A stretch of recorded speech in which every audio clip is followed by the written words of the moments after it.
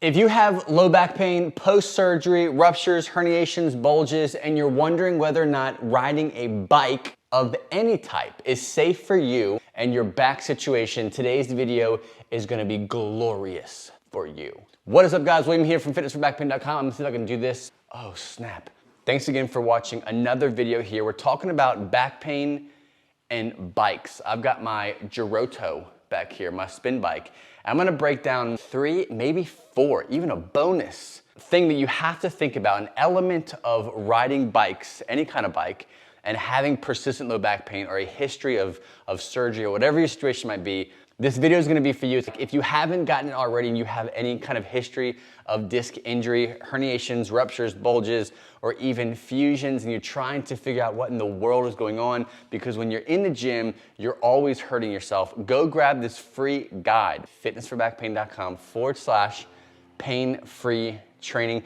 Thousands of downloads already. It's helping thousands of people all over the world, and it's free, and you can grab it for yourself. fitnessforbackpain.com/pain-free training. A lot of what we're gonna be talking about today is gonna come from and be a part of, and that PDF guide is going to make what we're talking about today even better, but you have to go get it. Now, we gotta use some common sense, guys. I'm not a doctor, I'm not a physical therapist or a physio, so if you're looking for medical advice, this is the absolute worst place to go. If you're looking for natural, holistic strength and exercise and movement focused information, that is my advice and what has worked for me, along with hundreds, if not thousands of people that I've been working with over the past 5, 6+ years, 12 of them as a strength coach. This is the information you wanna be looking at. Take it for a grain of salt, practice it, see if it works for you, but always, always, always consult with your physician before you do anything. All right, so the first important thing you have to understand when it comes to riding any kind of bike with a history of back pain is the type of bike that you're riding. Now, that scared me. That's foam. That was foam. It was coming at me very quickly, but it stopped. We're all good. Let's rerun that. It comes down to the type of bike that you're going to get on. So the first rule, stay away from recumbent bikes. Now, the ones that I prefer people to try out are things like the upright bikes, the ones that you're actually sitting on top of and then you're pedaling, or spin bikes, which is pretty much the same thing. It's just one is for spinning and one is for not spinning. So you find one that's more like that, or if you're gonna be doing some cycling outside of this, right? You're on a street bike, you're on a mountain bike. There's lots of different there's context involved with different types of bikes, so we have to understand what you're doing. Are you an avid mountain biker where you're doing a lot of jarring and compression type of activities on your bike? That's something to consider. Are you a road warrior and you like to go for 30-mile rides on your street bike? That's very smooth, very gentle. You're just trying to find out if it's a good thing for you to do or continue to do in the long run.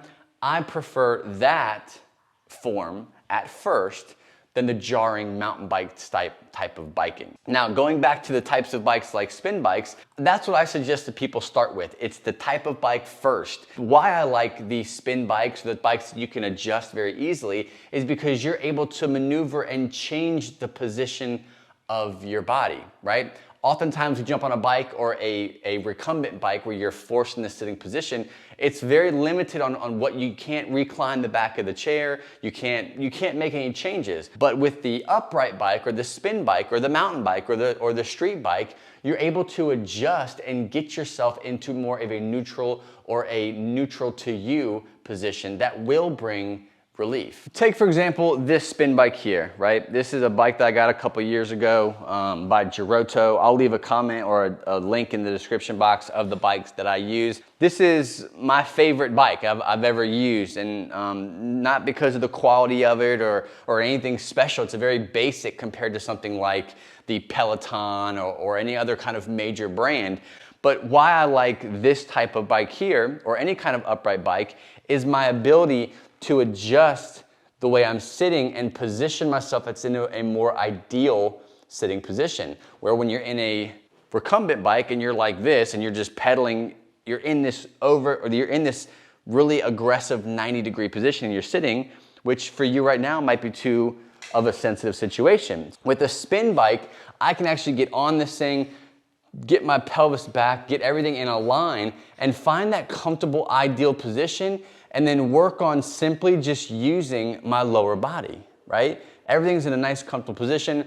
This type of bike gives me the flexibility to maneuver. I can come up, take a break. If being down in this position hurts too much, whether it be a mountain bike or a street bike, you can adjust if you can ride with no hands. If you're talented. And this is gonna give you some relief, if not allow you to ride a lot longer. The second most important thing you have to remember when it comes to cycling of any sort is you have to be respectful of your own personal pain threshold. We all have our own personal pain threshold. You can look at it as like your trainable threshold, like how much of something you can do before symptoms start showing up. And this is the very key thing that we have to remember, especially if you have a history of pain or post-surgery or whatever your situation may be. Respect the threshold. If you don't, you will be in pain. You will have flare-ups. You will have spasms and sciatica situations and all different kinds of symptoms that are unique to you, but it's all the same reasoning. It's all the same. You pushing too much, going past that threshold is what's causing you pain. A great coaching cue that I give to a lot of my clients is the 4 out of 10 pain threshold cue, right? So 10, a level of 10 pain is intense, right?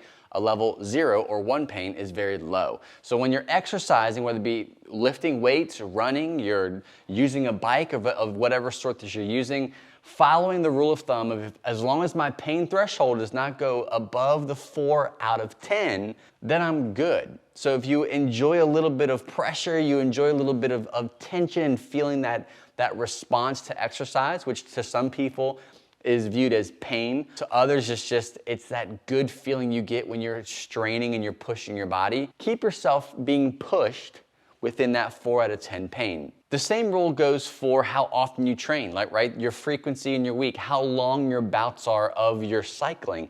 Are you doing it for too much? Are you doing it too often? There is a threshold that you have to build resilience around and increase if you're following the right programs, if you're following the right strategy to get yourself out of pain. You're not just trying to work around pain, but you're building resilience in your body, or you should be building resilience in your body so that you can increase how much you do.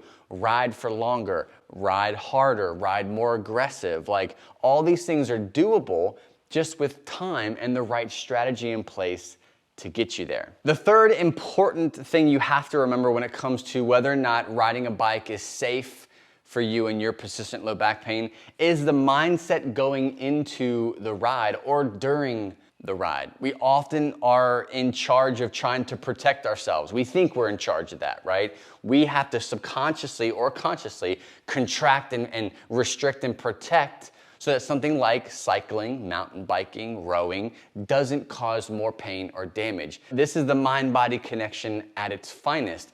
Your job is to subconsciously allow yourself enough space and relief strategies to be able to build more resilience and be able to introduce more types of cycling into your day or into your program. While you're riding, you're spending more time and focus on keeping yourself in a safe place or position, tense, tight, protected, so that if you do hit a bump, if you do take a wrong turn or do something weird, then you're not gonna get hurt because you're protecting yourself, when in reality this is causing more issues. You're over-contracting, over-protecting, causing too much stiffness that your body doesn't need. Allow your body to respond to what you're doing naturally. This is very hard for somebody who's in persistent chronic low back pain and they're used to navigating like spasms, right? Leaning or grabbing something the wrong way sends them into this big spasm down the whole left side of their back. I've been there, I've lived that, but what you have to do is take it very slow, do small bouts of riding at a time, but while you ride, you're telling yourself, just relax, brace the core, ribs down, ride, be comfortable, chill out, don't worry, just keep riding, relax the low back. Like, try to get your low back muscles to melt like butter. I know, this is weird to think about. But if you, next time you get on your bike, next time you get on the Stairmaster, whatever you're doing, do the exercise, but think to yourself, how can I get my body to relax while I do this and not over contract, not do things obsessively, right? Or excessively. Doing too much of something is not going to be good for you, especially if you're trying to get relief and reduce your tension. And the final fourth tip or pointer that you can just consider when it comes to riding, whether it be a spin bike, an upright bike of your favorite, your mountain bike, your road bike, is going back to that frequency and time topic. How often should I do it? You know, where should I start? Should I do a spin class? Should I, ride a bike in my house versus riding out in the street? Should I, go for 1 mile or 2 or 3 miles? Like how much should I go? And this is gonna be different for each individual person, right? For me, if you told me, oh, just don't go past 1 mile on your bike, even though I may have a little bit of reserve to riding a bike or a mountain bike, that might be a little bit too little for me, right? So you have to kind of understand your body, understand where you are. But if you have no idea where you are, if you have no idea where you should start, I suggest you go for 1 day. On Monday, you're feeling good, grab your bike, go for a mile ride. See how you feel. Jump off it, practice the things that we practiced, calming yourself down, understanding that you're not there to protect yourself, go through all the things we talked about today, and then jump off your bike, go for a little bit of a walk, relax, do something that you enjoy doing around the house afterwards, and see how your body responds, right? That might feel annoying, like, oh, I gotta do 1 day, and then next week I gotta do 2 days. I mean, you can do whatever you wanna do, but ultimately what's gonna tend to happen is you're gonna overdo it and send yourself into a flare-up to where now you're off for 2 to 3 weeks because you're in this massive spasm or you're highly sensitive. So I tend to err on the cautious side. If you've been cleared to exercise, get cleared to exercise first. Once you've been cleared to exercise, take it 1 day at a time. Go for a ride, go for 30 minutes, 1 day, recover for 48 hours at least, see how your body responds. If it does well, do the same workout for a second time that week. 48 hours later, now it's Sunday. How do you feel? You feel great? Do you want to push the limits a little bit on Monday again? Then go out and maybe do 1.5 that ride or 2 times that ride. See how your body feels for 48 hours. And you're gonna test and tune this. You're gonna find that, for months you'll do a 2-hour bike ride and be great. But that one Wednesday, you went out and did 2.5 miles or 2 miles or whatever it may be, and it sent you into a flare-up. That's okay. That's a part of the process. Like, it's a part of navigating your body and your body responding. Sometimes your body responds during progress negatively. But what you're doing is you're building resilience, because if you have the right program in place, if you're following the right rules, then when you go through those flare-ups, you'll understand the pain differently. You'll understand where you are differently. Big topic we talk about in Relief Academy is the mind-body connection and how to overcome and desensitize your pain system so that while you are working out or while you're going through a flare-up, you know what to do confidently. You know that what you're doing isn't going to make your situation worse. I'm curious to see what your thoughts are. Have you ever tried to ride a bike now that you have persistent back pain, or you have pushed it off for so long and you're eagerly wanting to get back in and you have a question about that? Leave a question in the comment box below this video. Make sure you hit like if you like the video, sharing it. The more you share, the more people will find out about this information and their lives can be changed. Grab that free guide. You can go to www.fitnessforbackpain.com/pain-free training. It's a free guide for you, printable, it's yours. It's a reference that you can use for time and time again, every time you go into the gym or looking to get back into shape. Even with persistent low back pain, this guide has helped thousands of people, and I know it's gonna help you. Grab it at fitnessforbackpain.com/pain-free training. Thanks again for watching, guys, and I will see you on the next episode.